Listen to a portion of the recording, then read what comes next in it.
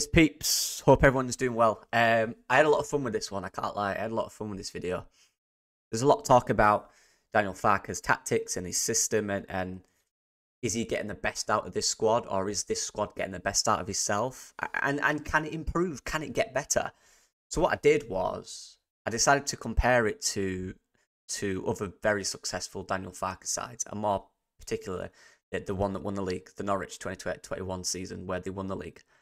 Because I wanted to compare at this level kind of the ceiling of the side, and if we are underperforming, should we be doing better? But it's an interesting one. Let's get into it. Let's go. And I'm going to start off with this, and this is a typical for any player in that kind of front four, or any individual actually. Comparing the two, so I watched a game, and I watched obviously all Leeds games, and I've watched 3 or 4 Norwich games this season to try from that season, to try and gather a lot of information that's interesting. And one thing that stood out to me was the guy over here actually, Todd Cantwell.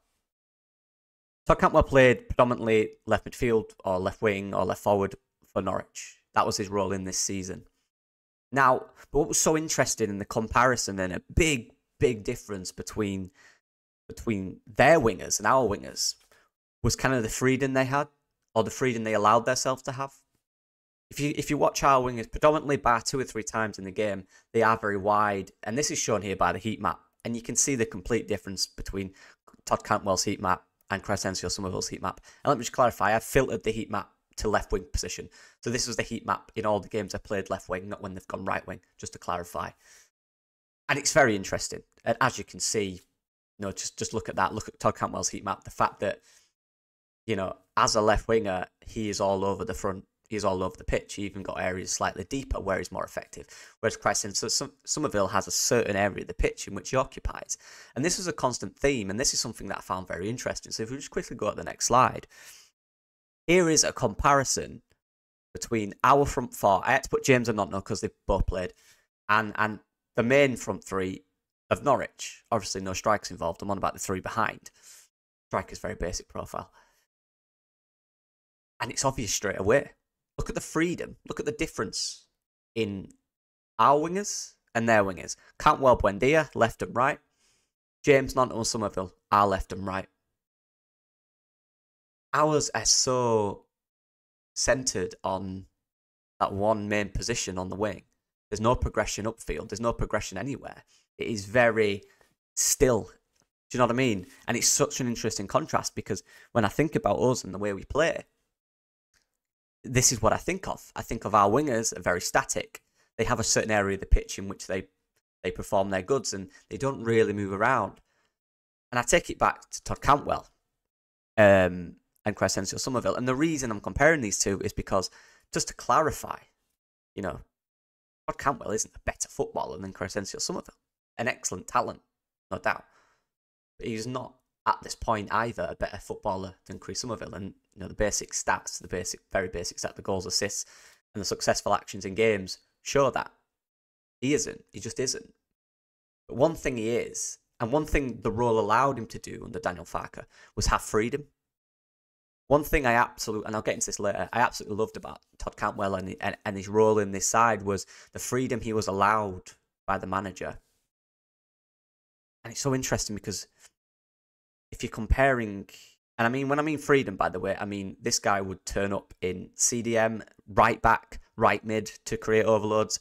He would be everywhere. Wherever there's a chance to build the attack, Todd Cantwell would be in that position to be part of it, key part of it. He'd build play up from deep, and he'd finish off attacks in the other end. He was key for that. He really was. And I'm thinking, do we have that player? And we do. And it's this guy, Jorginho. And we remember earlier on in the season where Daniel Farke gave him all that freedom.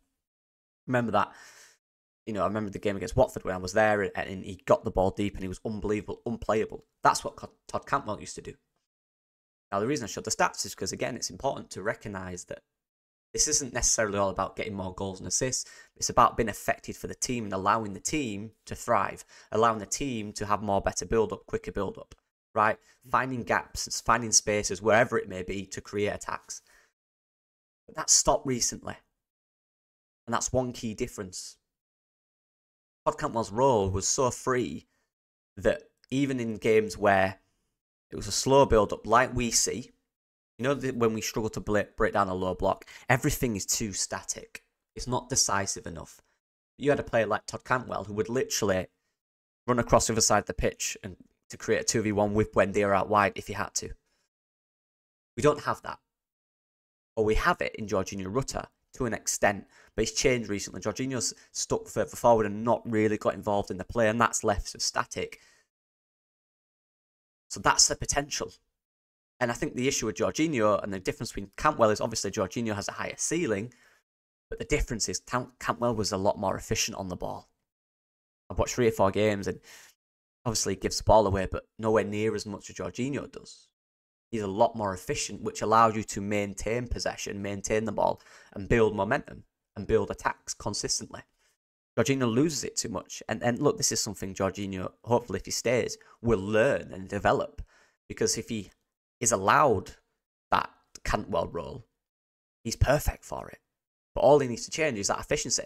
And like I said, people, he doesn't look at the stats here. 6 goals for Cantwell, 7 assists. Jorginho's on, 6 goals and 16 assists? It's not about that. It's about the progression the player allows the team to have. If Jorginho's a little bit more efficient, this role could be unbelievable for him. It's an interesting aspect.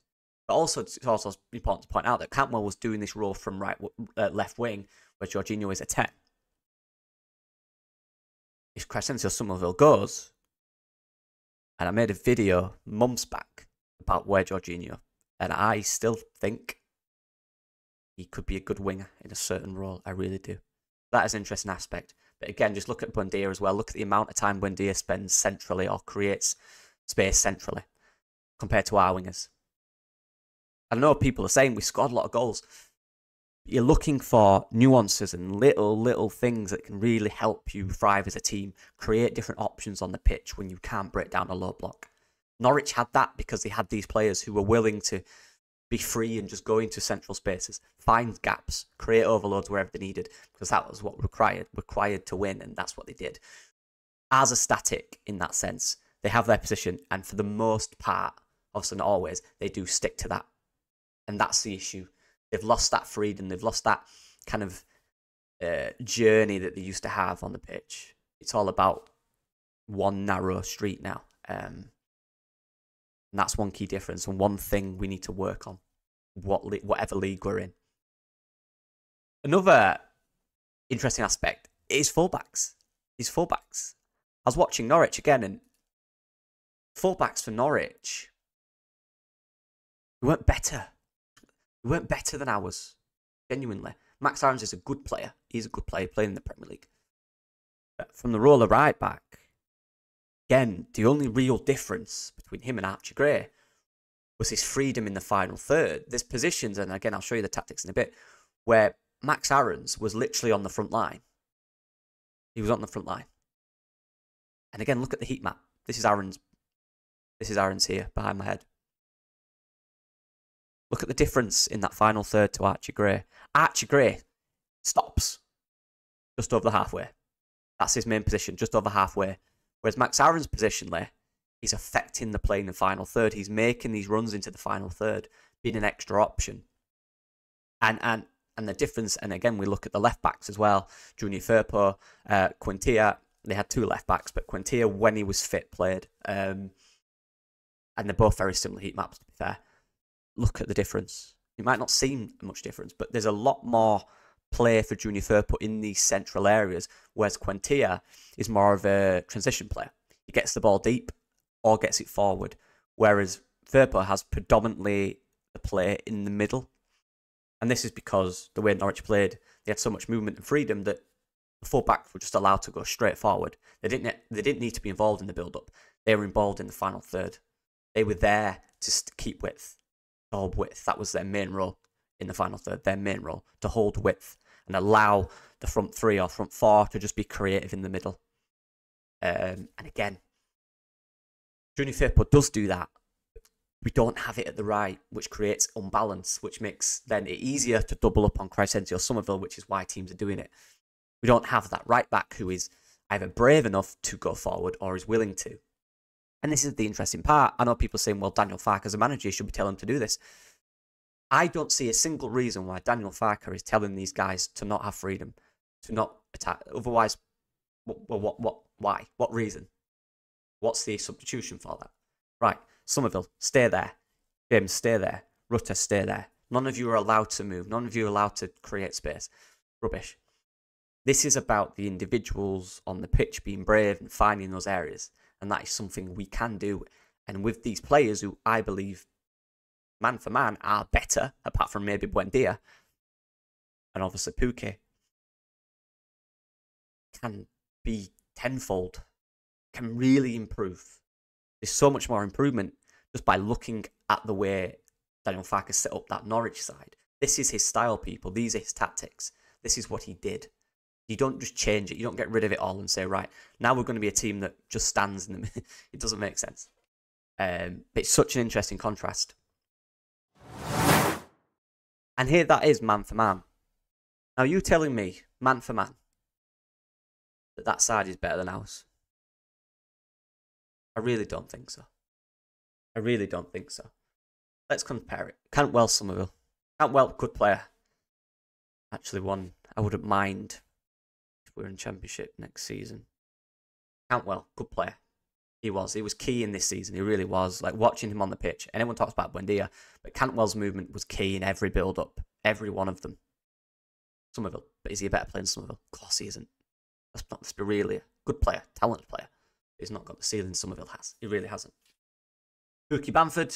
Look, Pukki was a better goal scorer, no doubt. But Patrick Bamford does bring more. Pukki's role is very basic in this side, but effective. Rutter Dowell. Just to clarify, it's Rantich or Dowell.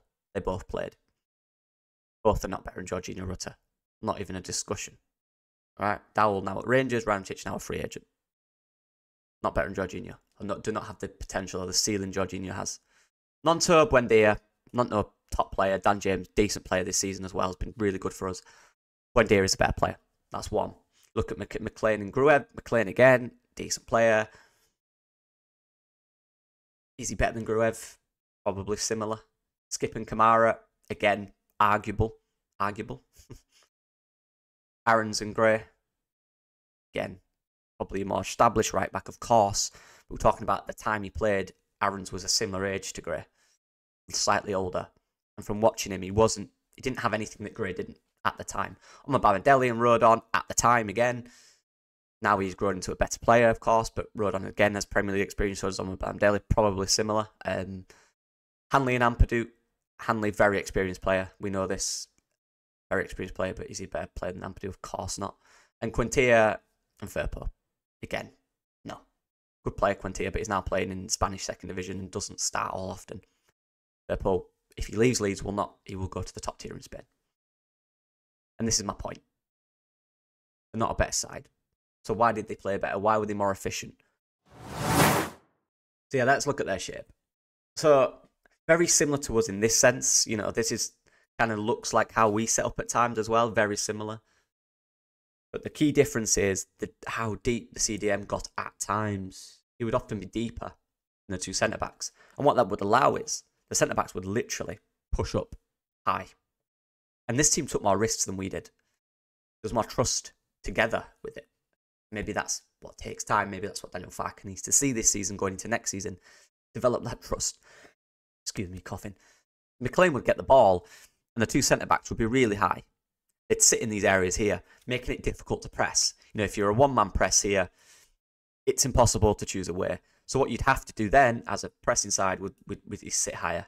But then if teams did this, this is where both full-backs would push up, like really high. Buendia and Cantwell are now in these spaces. So now there's a question for the full-backs. Do they go or do they sit with the full-backs? And this is where these guys here would be. Now what would also happen, Dowell would just occupy the centre-backs for Pukki. And now you have all this space for these two. Balls can come into here. Buendia can create spaces. Skip would come across. Cantwell might come across. Even Aaron's might drop deeper to come across. Pookie might come across, and you just creating triangles and squares all over the pitch. And that is something they did really well. And, you know, even if it's a one-man press, it was a one-man press, you know, and we'll go back here a bit. So they're not quite gone yet. Just before, Dowell's back in here, back in his 10 role, been marked. Buendia's wider. If it's a one-man press, usually it would go this way. Omar Balandelli has this space. And now, either he will drive to him, in which case he has to drop. But then if that's the case, now suddenly you take the ball over here, a quick pass, Cantwell, Quintilla will go, and then you've got spaces and overloads out wide if you do it quickly and efficiently. And that's the difference. They did it quickly and efficiently. There was never, when I watched, the games I watched, a situation where it was this. Just this. Him moving here, him moving here, him moving here, and him doing this. It was always this. It was always this.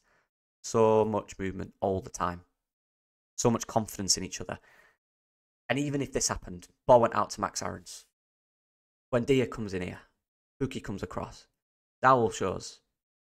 Quintilla stays out there. They shuffle across. It would even be this. And I mean, they took risks. This is what I mean. Two at the back. And then just everyone would be around the ball, but there'd always be an outlet out wide. There'd always be a fullback. And even Todd Cantwell, this is where Todd Cantwell is key. Somerville would stand out here and wait for it to come across. Todd Cantwell would come across. He'd just do it. He'd find a running behind. You know, Buendia might make that running behind. Cantwell might come in here. Who's marking him? The fullback from the other side, the wing from the other side, ain't following him across the pitch. He's got a free man. Oh, he's got to do it. Oh no. Now it's 4v3 in here. And you've got Pookie and Skip. And if they lost the ball in these positions, you have enough to cover. The only real outlet is this, but that's when this guy then has to retreat quickly. This is what they did. I've just realised you can't see. There we go. This is what they did. There was always spaces for people. There was always rotations. There was always overloads. Constant movement from everyone. Freedom of front players. Players like Skip. And this is a key one that frustrates me about Leeds' side. Let me move my head here. This is a key thing that frustrates me about this Leeds side. When Gruev or Kamara gets the ball, there's so much hesitation to go forward. Either because it's the fear of losing it, or it's because there just isn't the front rotations. When McLean or Skip got the ball, within 2 seconds, they're looking for that forward pass straight away. And it's gone forward, took the risk. Into the fullback, into the midfielders, or into the front four, which are all rotating and finding gaps. And that was a key thing, and that's what we don't do. And those are the things that we need to change. Those are the problems. Yeah. This is the difference, people. They took risks. There was so much trust with one another. There was so much responsibility on each individual. You know, Todd Cantwell would go right back and create an overload at right back if you have to. He would go centrally. He would drop between the centre-backs every now and again if he needed to. He would go central midfield. He was unmarkable because who's following him? Unless you had a man marker on him, he picked up and you couldn't mark him.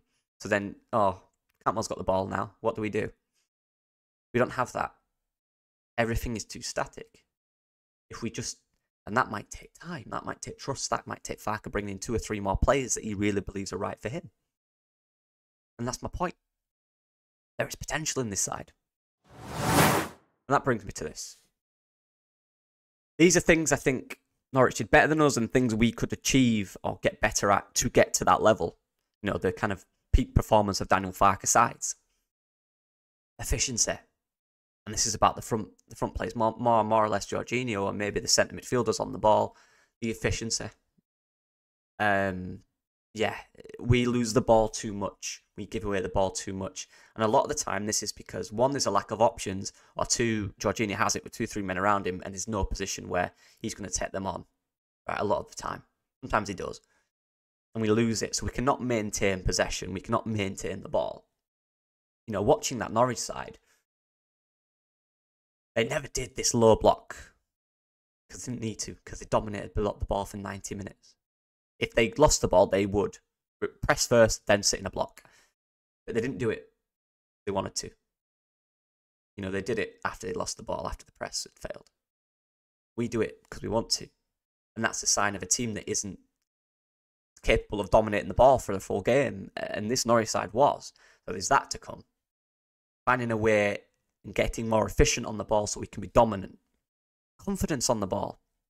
Again, I talk about Cantwell, I talk about Buendia, talk about Gruev and Skip and the difference in how Skip would get the ball and turn quickly and look forward straight away. Crossfield pass if you have to.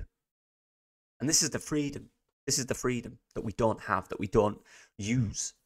Now, I know people are going to say, that's on the manager, Daniel Farke, telling him to not do it. He isn't. I assure you he isn't. This is the way he plays. This is his peak performance in terms of a team, that 2021 season, Norwich. They were unbelievable. They dominated most games, apart from small periods where they struggled. But for the most part. And this is why he's not just going to sack all that off and say, I don't want to do that anymore. I want to play, pass it side to side. No. It's about the movement of the players and creating spaces and angles. Freedom in possession. Huge one. One thing that really annoys me is our freedom on the ball. It's just so... Somerville's going to get it left wing really wide. Nowhere else. Teams know that. Nonto's going to get it right wing really wide. Nowhere else. Rutter's going to get it now high up in the 10. Teams know that. Gruev is going to first look sideways. Kamara is going to slow it down and look sideways.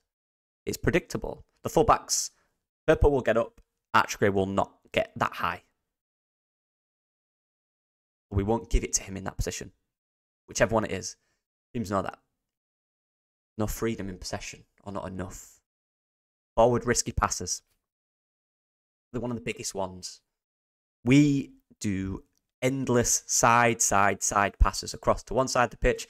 Nothing on. Side, back to the other side of the pitch. Watch that Norwich side. They didn't do that. Hardly ever did that. Like, their angles are there. They get the ball, they go forwards or back, sideways, back, forwards. Ours is sideways, forward slightly, nothing on, come back, sideways. There was hardly any sideways passes from the Norwich side. I assure you, go watch. There was always angles, there was always progression, there was always thinking about where they could go. It didn't always work, and they lost the ball.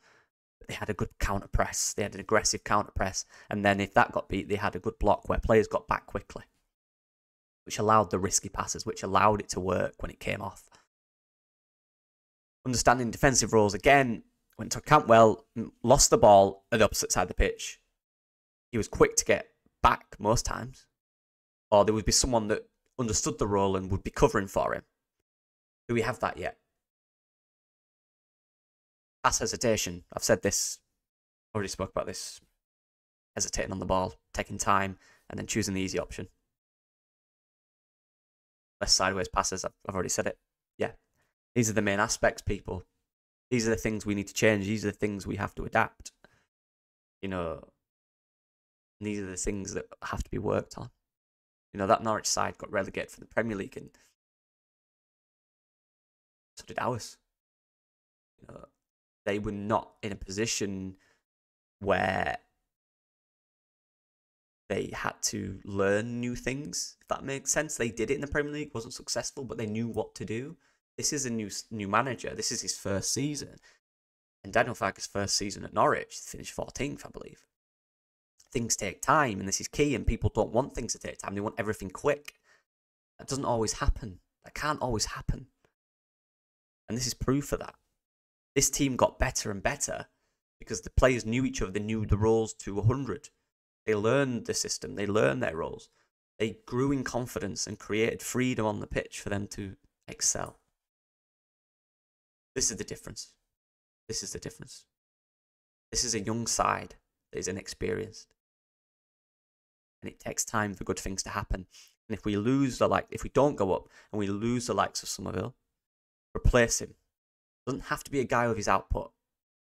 A player that really understands the system and can really develop and can really show freedom on the pitch and has the confidence to do it. go in difficult positions, like a Todd Cantwell, for example, who's having an alright season at Rangers. But yeah, Oliver Skip as well. Maybe a loan. But anyway, let me know what you guys think. Longer one I find really interesting. Yeah. And just to clarify again, people are telling me, well, Daniel Farke doesn't do this anymore. Of course he does this. This is his style. People call him stubborn. People say never changes it. What he wants them to do is not being done efficiently yet. It's not happened. It's taking longer than it should. There's potential for it to happen. And if that happens, with the calibre of players we have, or still will have, more in a better position to win the league easily. So this is why I'm not worried, people. This is why I believe in the manager and what we're doing. Things take time. You can't just have instant success. These players might not fit it. They might not have that bravery. You think that he's telling them to stay to their positions? Wrong. He isn't. This is a choice of them. Trust me. You need the right players in the right positions. Sometimes the players don't have that. They might be ultra talented, but the role isn't quite for them. And that's fine. But yeah, let me know what you guys think. Thank you for watching all of it. I appreciate the support. Long one. Peace.